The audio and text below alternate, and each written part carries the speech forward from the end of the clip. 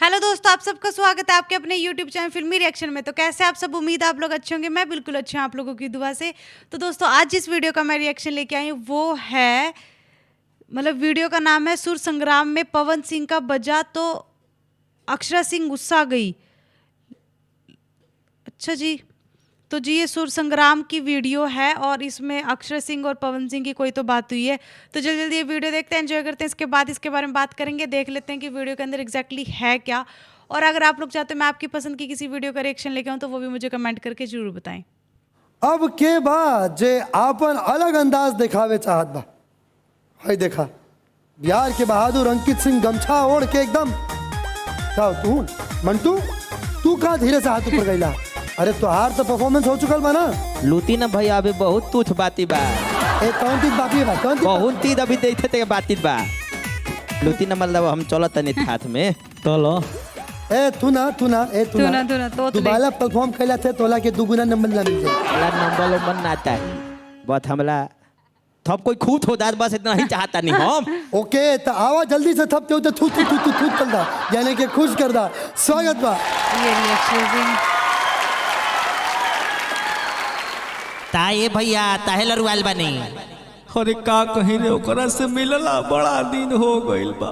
उतरा थे तेतरा थे मर्दे था बतावा ना। आथा बूझ गई नी ईगो हमला लगे दुगाल बा मिलवा दे तो मिलाओ ना तू ना।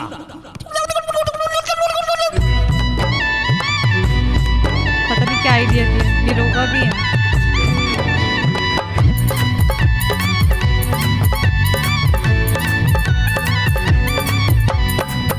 आइल बानी तोहरा गलिया केने बाड़ू हमर ललिया देख नैया बाके कैसन भइल बा हलिया बढ़ता बेचैनी दादा मुश्किल भइल बा जीना जीना अरे जीना ले लो फुदीना फुदीना ले लो पुदीना ले लो पुदीना ले लो पुदीना भरिया के हसीना ले लो पुदीना ले लो पुदीना ले लो पुदीना भरिया के हसीना।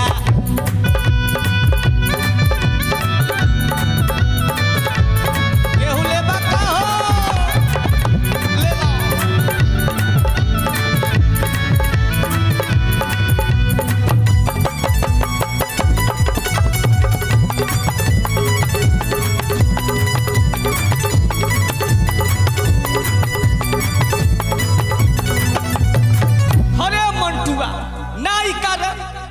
लूटी ना भैया तलाई कलता नहीं तराइए करत रह जाई।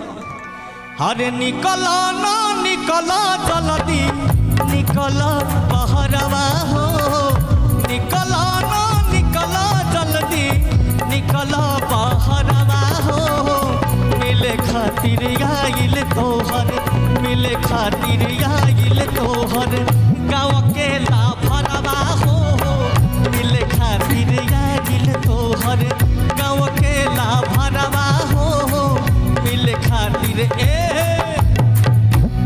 ना मिलेबे मिलेबे कि ना मिलेबे। ए भैया अब ता तो निमल दे हे बरहम बाबा अरे सोचता नहीं बरहम बाबा झट से कराई तो सनवा से हमारा मिलनवा ना मिलला के बाद हमरा देहिया में पड़ जाई हमारो तो देहिया में अब आराम ले लो फुदीनो फुदीनो ले लो पुदीना ले लो पुदीना ले लो पुदीना भरिया के हसीना ले लो पुदीना ले लो पुदीना ले लो पुदीना भरिया के हसीना ले लो पुदीना ले लो पुदीना ले लो पुदीना भरिया के हसीना ले लो पुदीना ले लो पुदीना ले लो पुदीना भरिया के हसीना ले लो पुदीना ले लो पुदीना ले लो पुदीना भरिया के भैया ले ली मंटुआ तो मिला दिलस मनोज भैया तनी रौरो ले ली तनी दाना पानी चलो पुदीना जिया जिया जिया क्या बात है मंटू, बहुत अच्छा गाना था। क्या बात है, वाह अक्षरा जी। मंटू जौने हिसाब से पुदीना देत रहा, केहू खरीदे ना खरीदे तोहरा के तो ले लेवे की चाहत रहे का।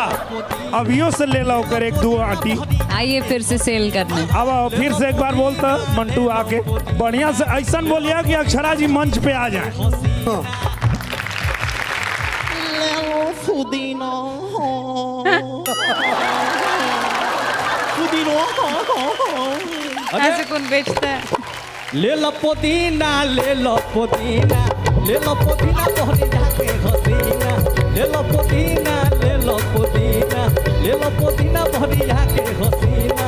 ले लो पुदीना, ले लो पुदीना, ले लो पुदीना बहरी जाके हसीना। ले लो पुदीना, ले लो पुदीना, ले लो पुदीना बहरी जाके हसीना।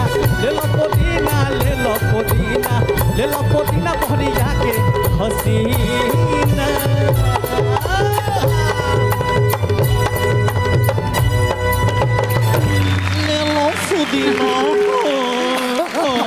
मैडम तो ले ली कि दाना पानी हमनियों के चलो। जियो जियो जियो, एक बार जोरदार ताली। अरे दोनों कलाकार हाँ बड़े कलाकार हैं भाई। एकरा पुदीना खातिर ताली बजाओ यार। ये का पिछले बड़े तू पुदीना रे, बाप रे कहाँ कहाँ से अभी यही सुर संग्राम से अभिनय संग्राम निकाल दे। वाह वाह वाह।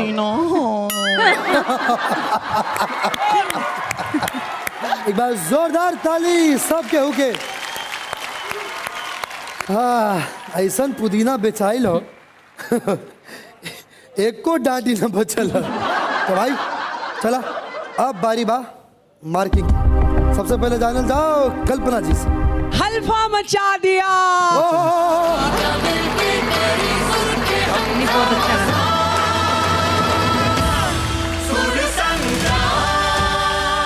क्या बात क्योंकि है? जो अभिनय था मंटू का बहुत बड़ा योगदान रहा, लेकिन सब कुछ होने के बावजूद आप सुर से हटे नहीं। आप जो गायक है, जो मेन परिचय है, उसको खोने नहीं दिया आपने। धन्यवाद मैम। बहुत अच्छा।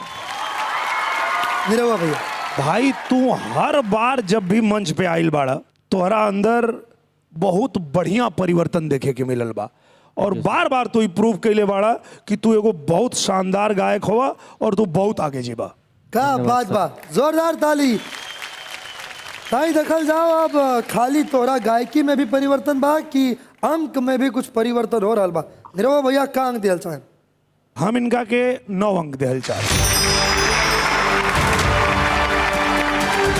पहला 9 अंक बिहार के खाता में, बिहार के झोली में। बहुत बढ़िया अंकित सिंह, क्या बात हो। जा जल्दी से अपन स्थान ग्रहण करें।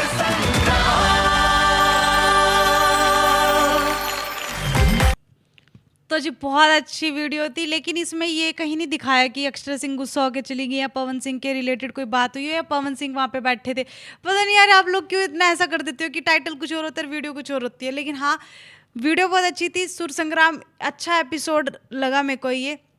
हाँ ये कि भी कुछ एक नया देखने को मिला कि हाँ ये भी एक परफॉर्मेंस थी इनकी अंकित की और बहुत अच्छी परफॉर्मेंस थी। ले लो पुदीना बहुत बहुत अच्छे तरीके से वो बोल रहे थे, ले लो पुदीना ले लो, बहुत अच्छा लग रहा था। वो बहुत अलग अलग तरीके से बोल रहे थे, बहुत एंटरटेनिंग था। अक्षरा सिंह बहुत प्यार लग रही थी, बहुत अच्छी लग रही थी और उन्होंने लास्ट में पुदीना ले ही लिया।